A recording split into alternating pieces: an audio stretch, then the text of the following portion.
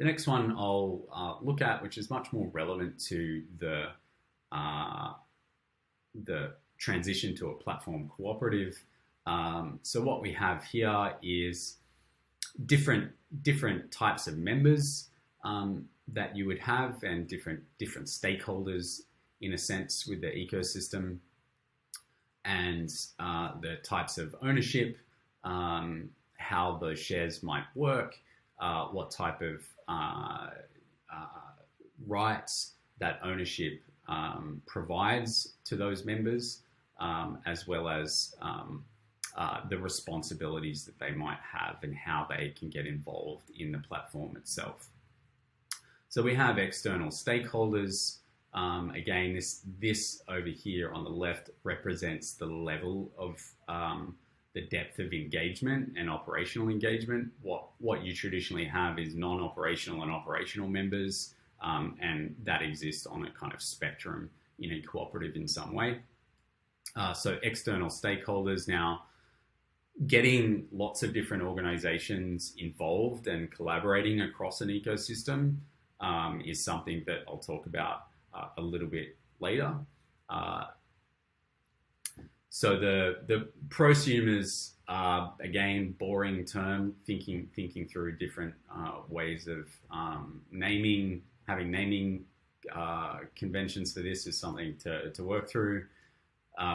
So these are people that are creating learning experiences, or they're learning themselves. They might be organizational clients, or they might actually be individuals themselves. So becoming a member, they have one share, and that share would be distributive. Now, difference between distributive and non-distributive is that in a distributive type share structure, you have the ability to pay dividends back to members, or offset some of the costs that they have incurred as a result of hiring the platform cooperative and purchasing products or services.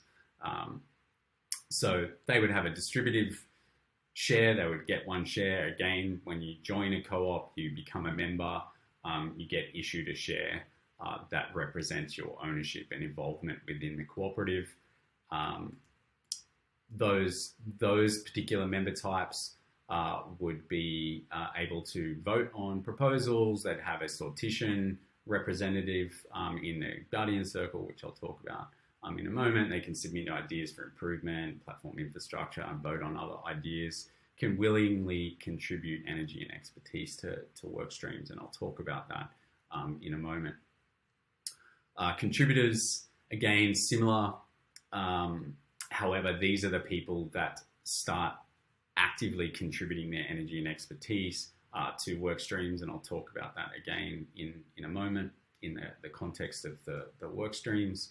Community crew, again, this is kind of moving up levels or depth of involvement.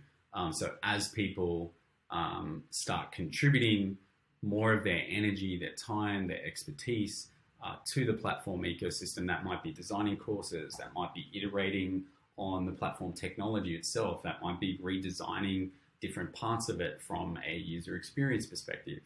So there's lots of different areas that can be contributed to, and those different members form crews to work on different aspects of the platform.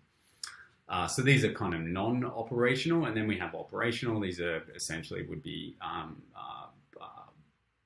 full-time or part-time employees of the cooperative itself.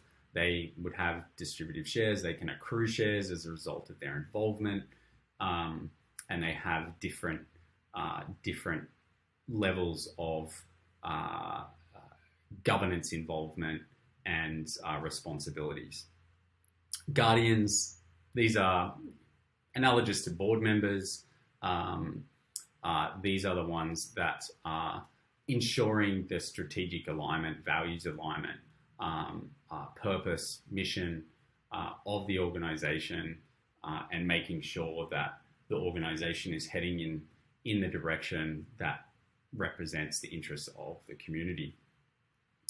So these people have upstanding moral status within the community and are represented at that kind of guardian circle level. You can call it a board. Operates very similarly. So that's the membership types, the governance involvement, lots of different